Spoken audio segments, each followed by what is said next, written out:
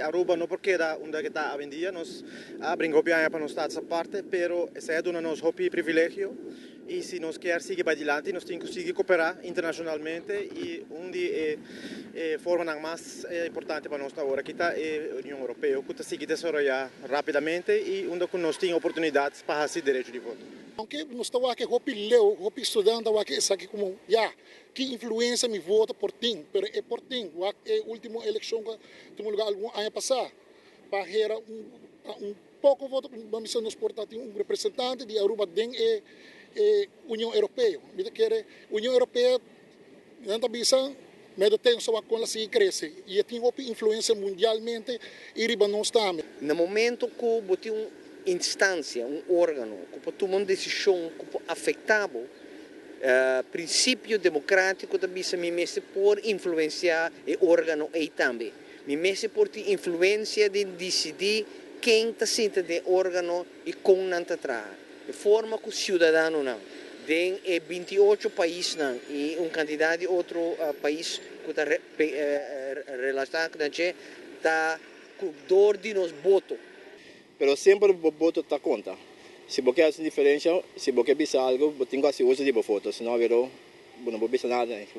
Anche com chiquito país, anche com pouco voto significa, se você faz uma diferença, você tem que começar a mês contribuir. Então, cada voto, cada dá conta. Cada pessoa se usa de si, dia é bolsa de Aruba, o político mais grande da União Europeia.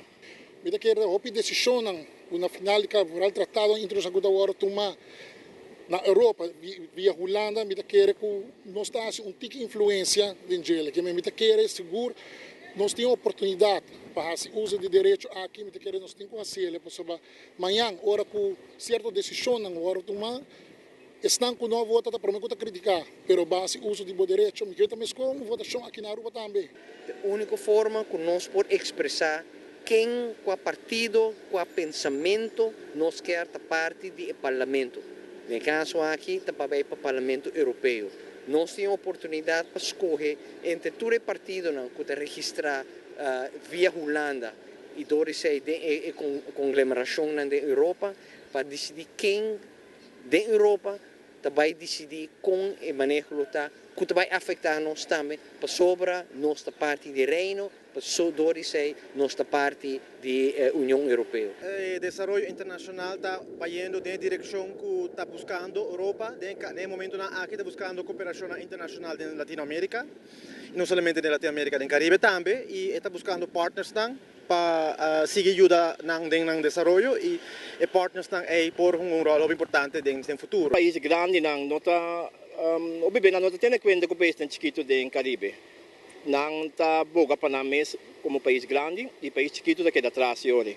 Que me lota bom se como país chiquito botar em não e por boga diretamente para lograr o benefício